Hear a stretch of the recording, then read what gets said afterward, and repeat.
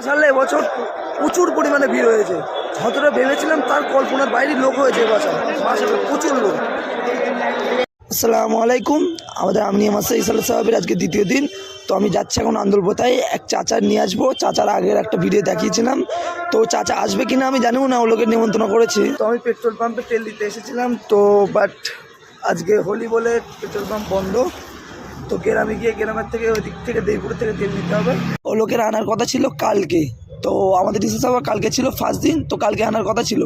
তো আমি বাইক ছিল না বলে যেতে পারিনি। তো আজকে যাচ্ছি, ও লোক আসবে কিনা তার কোনো গ্যারান্টি নেই, মনে হচ্ছে আসবে। তো ওখান থেকে আমি রাজাপুরি পেট্রোল পাম্পে এসে তেল নিয়ে নিলাম, কেন আমাদের ওইদিকে সব পেট্রোল পাম্প বন্ধ আজকে হোলি, সেই কারণে বুঝতে তো পারছো।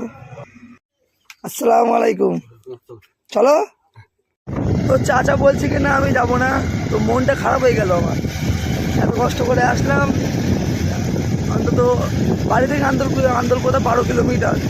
তো অনেক কষ্ট করে এসে অনেক আশা নিয়ে যে ওলোকে নিয়ে যাবো। ওলোকে যাওয়ার কথা ছিল যে কালকে আমি আসবো, কিন্তু কালকে বাইক ছিল না বলে আনতে পারিনি। আজকে বাইক আসে ওলোকে আনতে এসেছিলাম, তো ওলোক বলছে এখন যাবে না। তো কিছু করার নেই, ওলোক বলছে ওলোকের শরীরটা খারাপ। চলো বাড়িতে গিয়ে দেখা হবে। ওখান থেকে এসে আসর নামাজ পড়ে আবার গিয়েছিলাম মাদ্রাসায়।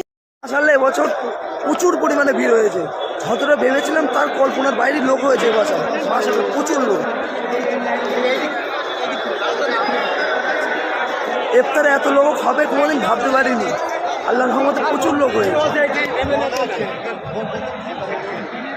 তো আমি বাড়িতে যাচ্ছি। ইফতার বলতে একটা খেজুর একটা পানি খেয়েছিলাম, তারপরে আর কিছু খাওয়া হয়নি। তো নামাজ পড়ে বাড়িতে চলে এসেছি। দেখো এই তো বাড়ি আমার।